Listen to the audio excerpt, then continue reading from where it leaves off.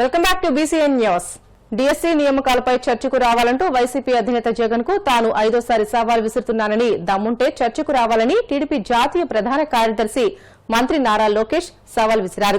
విజయనగరం నియోజకవర్గ టీడీపీ కార్యకర్తల సమావేశంలో ఆయన ముఖ్య అతిథిగా పాల్గొని ప్రసంగించారు.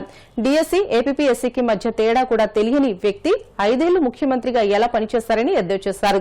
తెలుగుదేశం పార్టీకి కార్యకర్తలే వెన్నెముక అని, వారి త్యాగాల పునాదులపైనే పార్టీ నిలబడి ఉందని స్పష్టం చేశారు. కార్యకర్తల సంక్షేమం కోసం 160 కోట్లు ఖర్చు చేసిన ఏకైక పార్టీ టీడీపీ అని గుర్తు చేశారు. పార్టీలో సంస్కరణలు తీసుకురావాలని బలంగా నమ్మే వ్యక్తిని, జిల్లా పార్టీ వ్యవస్థ నుంచి పార్లమెంట్ పార్టీ వ్యవస్థ తీసుకొచ్చేదానికి నాకు 2 సంవత్సరాలు పట్టింది. పార్లమెంట్ బ్యూరోలో 3 సార్లు వాళ్ళు తిరస్కరించారు తీర్మానాన్ని. నేను వదిలిపెట్టలా. నేను నమ్మిన సిద్ధాంతం కోసం పోరాడే వదిలిపెట్టలా. చివరికి గెలుస్తాం జరిగింది. సో సంస్కరణలు తీసుకురావాలంటే పోరాడాలి, మాట్లాడుకోవాలి. 4 గోడల మధ్యన మన సమస్యలు పరిష్కరించుకోవాలి.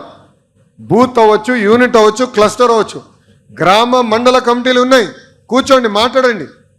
మీకు ప్రతి నెల మీటింగ్లు పెట్టమన్నాం.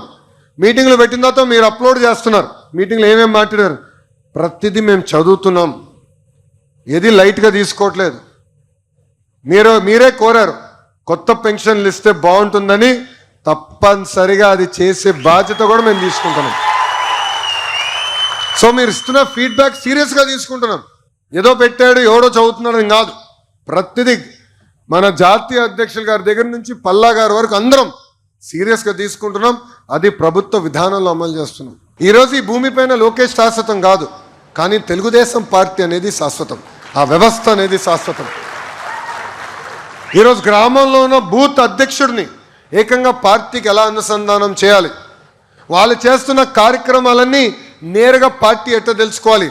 ఈరోజు గౌరవ ముఖ్యమంత్రి గారు ఎవరే బూత్లో బాగా చేశాడు 10 పేర్లు చెప్పంటే ఏకంగా బటన్ నొక్కితే తెలిసే పరిస్థితి తీసుకొచ్చాం. అందుకే మై టీడీపీ విధానం పెట్టాం. సో కార్యక్రమాల్లో పాల్గొండి, యాక్టివ్గా ఉండండి. మిమ్మల్ని ఎత్తుక్కుంటా నేను వస్తా, పార్టీ వస్తుంది. సముచిత స్థానం కల్పించే బాధ్యత మాది మాది మాది అని ఈ సభాముఖంగా హామీ ఇస్తున్నాం. ఈరోజు ఆంధ్ర రాష్ట్రంలో వింత పరిస్థితులు ఉన్నాయి. ఎందుకంటే ఒక పక్కన మనం అద్భుతంగా అభివృద్ధి చేసుకుంటూ వెళ్తున్నాం. కానీ మన దౌర్భాగ్య స్థితి ఏంటంటే ఒక సైకో మనకి మాజీ ముఖ్యమంత్రిగా ఉంటాం. అధికారం పోతాం కొత్త కాదు, అధికారం వస్తాం కొత్త కాదు. కానీ ఒక ముఖ్యమంత్రి గారు అంటే సబ్జెక్ట్ మీద అద్భుతమైన గ్రిప్ ఉంటుంది. కానీ ఈరోజు దౌర్భాగ్య స్థితి ఏంటంటే ఆంధ్ర రాష్ట్రంలో ఒక మాజీ ముఖ్యమంత్రి సైకో ఏపీఎస్సీకి డిఎస్సికి తేడా తెలియదు. నేను స్టన్ అయ్యా. నేను హౌస్లో ఉన్నా, మా వాడు ఒకడు మెసేజ్ పెట్టాడు, సార్ సైకో ఇది చెప్పాడని. నేను కన్నా జోక్ ఏమో అని, జోక్ క్వశ్చన్ మార్క్ అని పెట్టా. మనోడు వీడియోనే పంపించాడు. 5 సంవత్సరాలు ముఖ్యమంత్రిగా చేసిన వ్యక్తి ఏపీఎస్సీకి డిఎస్సికి తేడా తెలీదా? అప్పుడు నేను ఎన్ని పేజీలు తిప్పినా, ఎన్ని ఇన్స్టాగ్రామ్ పోస్టులు ఇచ్చినా అప్పుడు అర్థమైంది.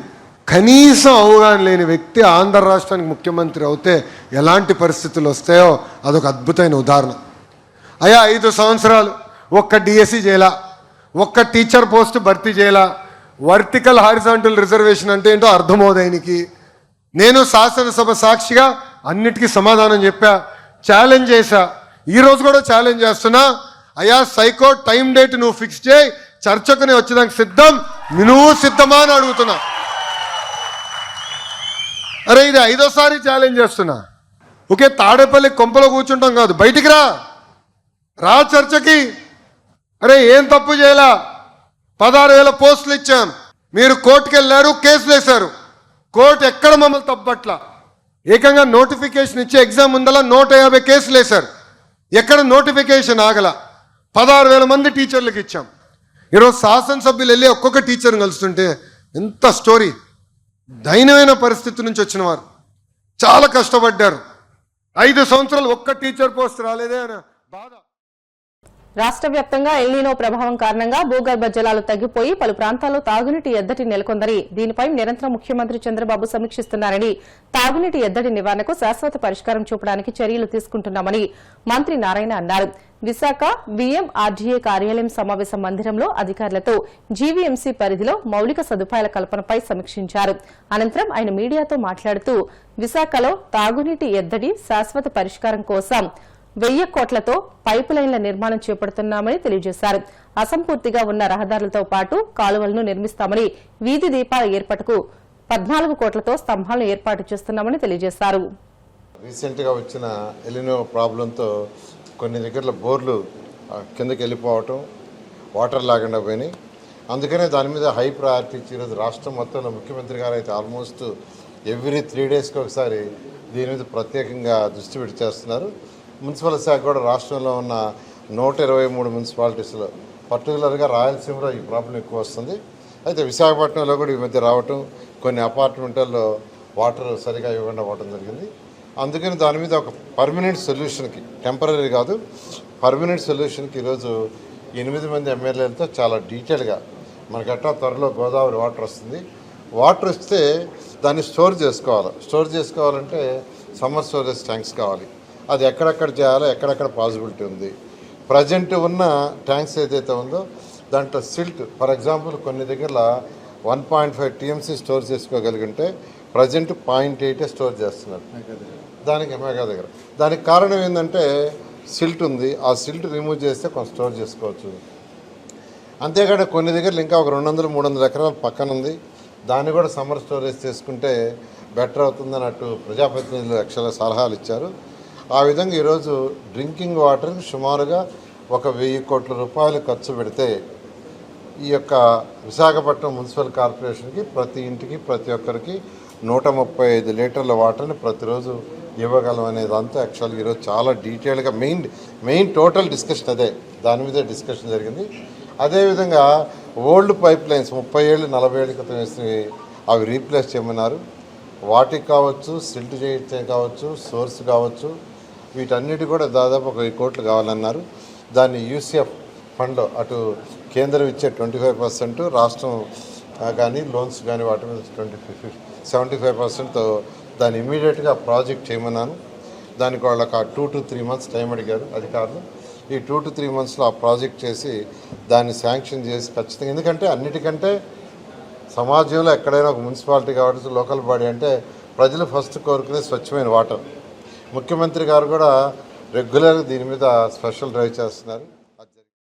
రాష్ట్ర ప్రభుత్వం విద్య, వైద్య రంగాల బలోపేతానికి అత్యంత ప్రాధాన్యత ఇస్తూ ప్రజలకు మెరుగైన సేవలు అందించేందుకు పలు అభివృద్ది కార్యక్రమాలను చేపడుతుందని మంత్రి అచ్చెన్నాయుడు అన్నారు. శ్రీకాకుళం జిల్లా కోటబొమ్మాలిలో డిగ్రీ కళాశాలను జిల్లా కలెక్టర్ స్వప్నిల్ దినకర్ పుణ్కర్ తో కలిసి మంత్రి ప్రారంభించారు. ఈ సందర్భంగా ఆయన మాట్లాడుతూ కోటబొమ్మాలి డిగ్రీ కళాశాల మంజూరు చేయాలన్న తన చిరకాల కోరిక సాకారం కావడం ఎంతో ఆనందంగా ఉందని తెలియజేశారు. యువతకు నాణ్యమైన ఉన్నత విద్య అందించడంతో పాటు వారికి విస్తృతంగా ఉపాధి అవకాశాలు కల్పించేందుకు పరిశ్రమల స్థాపన అవసరమని మంత్రి పేర్కొన్నారు. రానున్న రోజుల్లో మూలపేట పోర్టు ప్రాంతం పరిశ్రమల హబ్ గా అభివృద్ది చెందనుందని అన్నారు. వార్తలు ముగించే ముందు ముఖ్యాంశాలు మరొకసారి. భీమవరంలో ఘనంగా టంగుటూరి ప్రకాశం పంతులు 154వ జయంతి వేడుకలు. ఆంధ్ర కేసరి జీవితం దేశభక్తికి నిదర్శనమన్న కేంద్ర మంత్రి భూపతిరాజు శ్రీనివాస్ వర్మ. విజయనగరం నియోజకవర్గ టీడీపీ కార్యకర్తల సమావేశంలో పాల్గొన్న నారా లోకేష్ కష్టపడి పనిచేసే కార్యకర్తలకు సముచిత స్థానం కల్పిస్తారని భరోసా.